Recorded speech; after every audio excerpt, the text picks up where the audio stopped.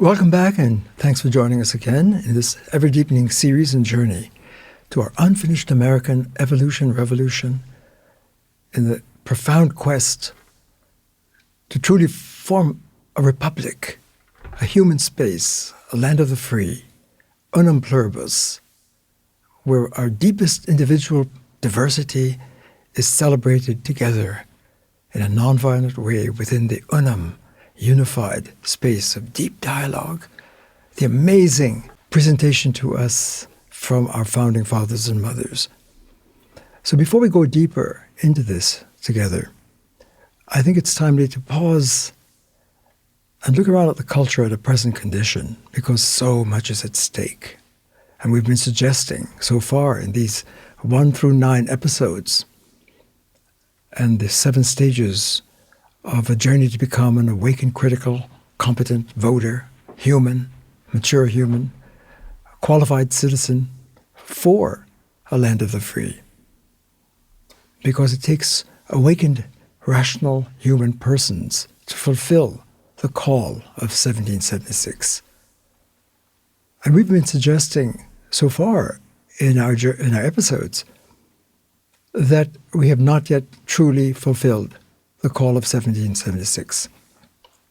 We have not yet formed a republic, a land of the free, one nation, indivisible, under source, under law, with liberty and justice for all.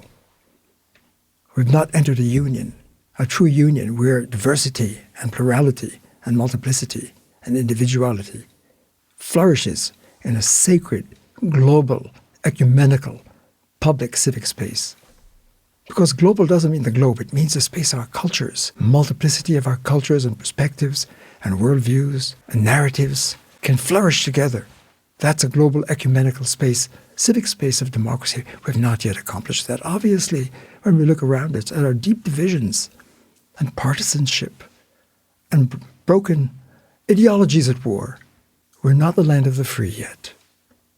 And in that sense, that's what we're calling with greatest urgency our unfinished American founders' evolution revolution. And so to pause as we enter a year of voting, 2020, November, election, there's a sentiment in the life of the people, a certain anxiety and tension and uncertainty, but a sense of danger amongst us all. Something amazing is at stake. And it's not a matter of which party is going to win and defeat and outvote the other. It's much deeper and more serious than any outcome of an election. The deeper question is, are we yet a republic? Are we yet a land of the free? Are we one nation under source, under law, indivisible? We've suggested that we are profoundly divided and fragmented. It's obvious. Not just across party lines in Washington, D.C., but all across our land. If there's a swamp that needs to be drained, it's in all of us across this nation that is divided. And we've suggested that we're still in a civil war, and a continuing civil war since our founding. We've gone through different moments of ruptures and eruption and violence, but it's ongoing, and we're now in a deepest form of an ideological power showdown for which narrative and perspective and party can have narrative supremacy in the land. And this is completely dysfunctional. And so the question of the vote before us is not what's going to happen in November in a private booth, but what happens now, after 250 years, in our heart minds, each of us, looking deeply at the call of 1776 founders. Can we be a city of light on the hill, a beacon of true democracy? Can we be a land of the free? That's very serious, because that is the foundation of our culture, our civic space.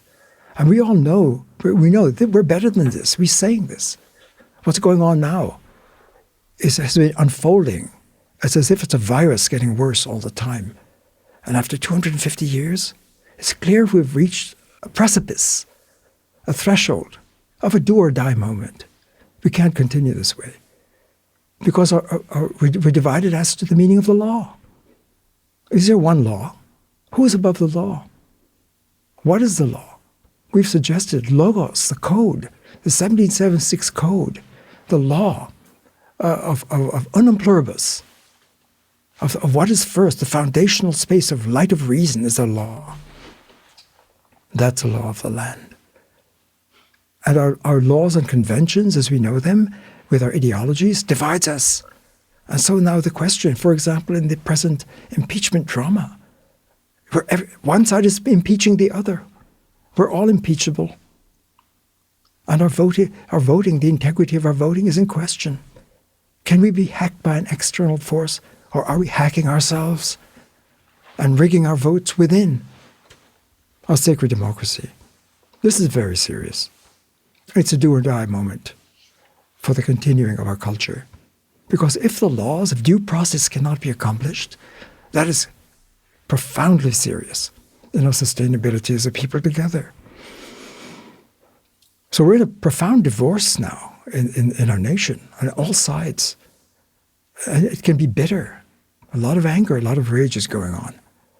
And that's a sign of the virus, of the matrix effect that we've brought to the surface. That's a colonized space of the code of an unsustainable culture that continues to have its hold over us. That's what the vote is. Are we going to outvote that? Can we become free? Can we become one people with all of our diversity? Do we have the intelligence, the rational literacy of dialogue rather than monologue and separate, private, narrative ideologies to rise as a rational, coherent, civic, civilized, nonviolent space where freedom rings? Have we yet risen our flag, the missing flag of the Union? I think not. And in the present civil war that's raging, and the voting showdown that is in the offing, as if it were a Super Bowl event on reality TV, that's not voting as a trustee of 1776. To be a trustee of 1776 is to be a co-founder with our founders right now, together. And that's what it takes to enter and rise into a civic space of real democracy, where each person is sacred, and together with all of our diversity, in nonviolent, deep dialogue, we can flourish together as a people. It's only if we can make that vote, and we're asking, have you, each of us, any of us, all of us, who amongst us has truly made that vote as a trustee, a co-founding vote as a trustee to enter the land of the free? If we could pull that off, it'll be such a miracle in the human journey together. That's what was bequeathed to us. I know we can do it. I believe we can do it. And there's a wisdom of our planet, across the planet, that has been urging us to do this. We can become a true republic and a land of the free. E pluribus unum, diversity and unity, together. That flag, E pluribus unum flag, is yet to be raised, and the question now before us. And it's a grave question at this time of voting. And the civil war that divides us badly, will our flag rise for the first time by the dawn's early light after this next process of voting? Who is entering the voting booth? There's a deeper prior booth, a prior vote, waiting 250 years. Can we do this? Each person has to introspect by herself, himself, individually and together. Look into your hearts. Have I voted as a trustee of 1776 or put my own private ideology and needs and wants? Am I shopping for a candidate? Am I looking for my program of self-interest? Or am I voting to pull off an amazing, unprecedented event on the planet, to rise together as awakened, qualified officers of Logos of 1776 as trustees? That vote is yet to be accomplished, and we need to do that with highest urgency. Because if that 1776 holy experiment is aborted, what a loss that would be, not only for us, a tragic loss for the planet. That's the question. Are we in the midst, after 250 years, in danger of aborting, sabotaging, undermining, gutting, hacking the bequest of 1776 and of the Logos? Because the source, the founders, were tapping the Logos. It's an amazing moment. Human wisdom across the planet has been moving towards bringing through the Logos the light of reason, as Logos Sapien has awakened human beings together to be a rational, mature being. When we look at the current state of our civic life, it could appear to be haggling and squabbling like disgruntled children, rather than really entering into the land of the free. So let's breathe at this moment before we proceed. I hope it's clear the magnitude of what's before us now. And the primary, to enter the primary, is this vote of 1776 co-founders as trustees, as mature, qualified voters, as citizens. We citizens are officers of the law, the Logos law. That's the law of the land. And that's the land of the free. So in closing, in this heart-to-heart with you, I pray with you and with the force of Logos and the light of reason to guide us each to make that vote now.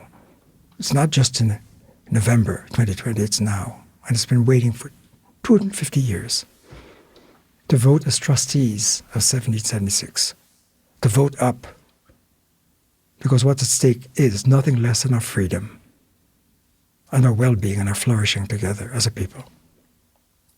And we don't have the luxury of deferring and postponing it any further.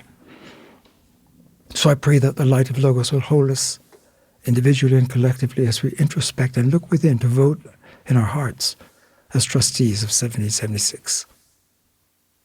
May this light guide us in the wisdom of the planet. And may our flag, the Union, rise for the first time by the dawn's early light after this process that we're going through.